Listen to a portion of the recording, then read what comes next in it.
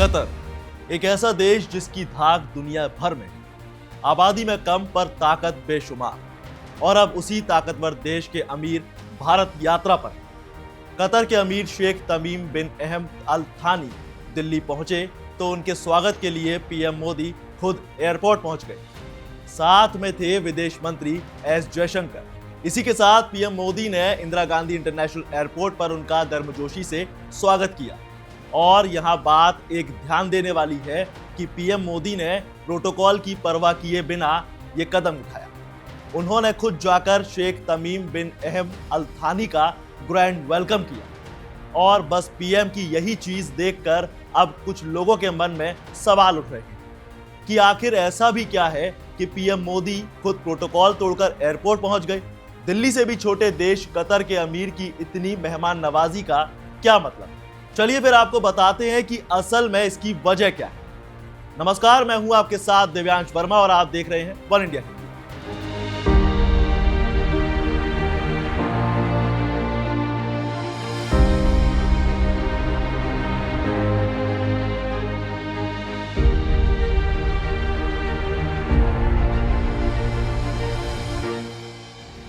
देखिए, जिसके मन में भी ये सवाल है तो इसकी कई वजह। अब भले ही कतर छोटा देश है, लेकिन स्ट्रैटेजिक और एनर्जी के लिहाज से ये देश काफी अहम है। यही वजह है कि अमेरिका तक उसका लोहा मनता है। उसके पास गैस और तेल का भरपूर भंडार है। यही वो देश है जो दुनिया की इकोनॉमी को हिलाने की ताकत रखता है। वजह वही नेचुरल रिसोर्सेज यानी गैस और तेल भंडार। साथ ही ये दुनिया में हर तरह के युद्ध और झगड़े को सुलझाने की ताकत रखता है। दोहा को तो इसने सुलह और नेगोशिएशन का सेंटर बना दिया। बता दें कि कतर की आबादी महज 30 लाख है। यहाँ करीब 8 लाख तो भारतीय हैं और ये भी एक वजह है कतर के हमारे काफी नजदीक होने की। दूसरी और सबसे बड़ी वजह है कि कतर कूटनीतिक और सामरिक लिहाज से यानी स्ट्रेटेजिक एंगल से भी भारत के लिए गल्फ इलाके में अहम है। वो गैस और तेल के लिए हमारा परमानेंट पार्टनर भी है। अब बात केवल इतनी ही नहीं है कि कतर एलपीजी और एलएनजी भारत को देता है, और वो भी सस्ते दामों पे। कतर अक्सर एलएनजी और एलपीजी की कीमतों में भारत को तरजीह देता रहा। कतर और भारत के बीच जो सौदा है उससे भारत को करीब 6 अरब डॉलर की बचत का अनुमान है। इतना ही नहीं, कतर भारत को पर्याप्त वित्तीय बढ़ावा भी देता है। विश्व बैंक के आंकड़ों के मुताबिक कतर के भारतीय प्रवासी हर साल भारत में लगभग 4.143 बिलियन डॉलर भेजते। इसका मतलब है कि भारत का विदेशी मुद्रा भंडार इससे मजबूत होता है। कतर हमारे लिए कितना अहम है इसका अंदाजा बस इस बात से लगाया जा सकता है कि पीएम मोदी ने कतर के अमीर को भाई कहकर संबोधित किया। इतना ही नहीं, अमेरिका से भी अब भारत में एलएनजी गैस का आयात होने लगा। ट्रंप के आने के बाद आयात और बढ़ाने का दबाव बन सकता है। ऐसे में कतर जैसे दोस्त साथ रहे तो हमें डील में फायदा हो सकता है।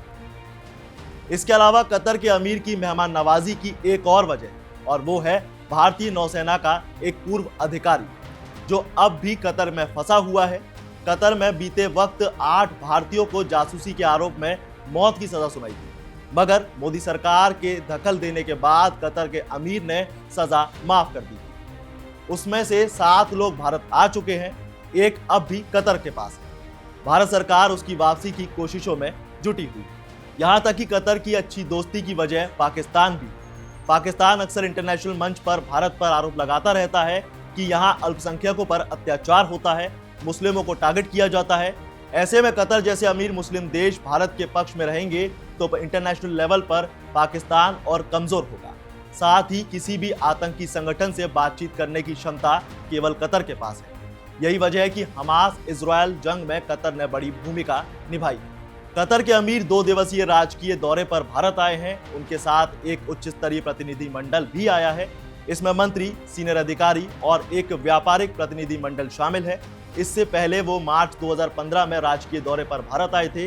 भारत और कतर के बीच मैत्री, विश्वास और पारस्परिक सम्मान के गहरे ऐतिहासिक संबंध हैं।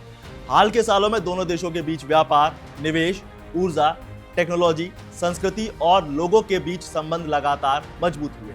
तो अब ऐसे में ये देखना दिलचस्प होगा कि कतर और भारत के बीच क्या कुछ नए समझौते होते हैं। नौसेना के एक पूर्व अधिकारी की वापसी को लेकर क्या बातचीत होती है, ये भी एक बड़ा सवाल है। फिलहाल के लिए इस वीडियो में बस इतना ही। ज्यादा जानकारी के लिए बने रहिए वन इंडिया हिंदी के साथ और वीडियो को लाइक शेयर और कमेंट करना ना भूलें।